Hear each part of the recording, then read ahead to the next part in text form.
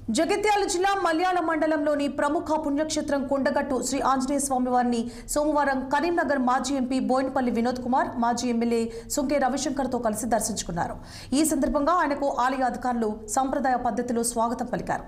ఆలయంలో స్వామివారికి ప్రత్యేక పూజలు నిర్వహించిన అనంతరం ఆలయ అర్చకులు వేద మంత్రోచ్చారణలతో ఆశీర్వచనం అందించి తీర్థ ప్రసాదాలు అందించారు.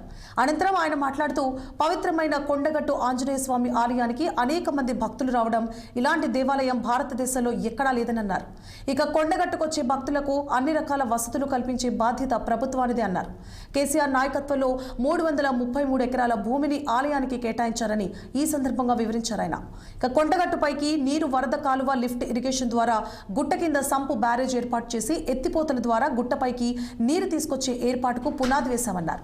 ఇరిగేషన్ పనులు రద్దు చేసి కుదిర్చారని, స్థానిక శాసనసభ్యులు సత్యం దృష్టికి సారించాలని, కేంద్రం నుంచి నిధులు మంజూరు చేయించి అభివృద్ధి పనులు కొనసాగించాలని కోరారు. ఈ కార్యక్రమంలో పార్టీ సీనియర్ నాయకులు, కార్యకర్తలు పాల్గొన్నారు.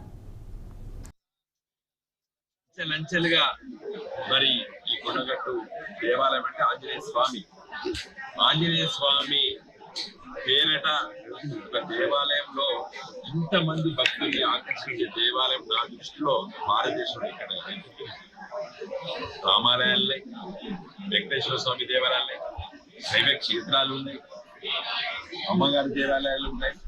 కానీ ఆంజనేయ స్వామి దేవాలయము మరి ఇంతమంది భక్తుల్ని మరి ఈరోజు ఇక్కడికి వచ్చే విధంగా మరి ఆంజనేయ స్వామి వాళ్ళందరినీ భక్తులకి ఇక్కడ వచ్చే సందర్భంలో వసతులు కల్పించాల్సిన బాధ్యత ప్రభుత్వాల పైన ఉంటుంది. కాబట్టి ఆ దృష్టితోనే మరి కేసీఆర్ గారి నాయకత్వాన మేము మీ అందరికీ తెలుసు మరి ఒక కేవలము 5 ఎకరాల 30 గుంటలు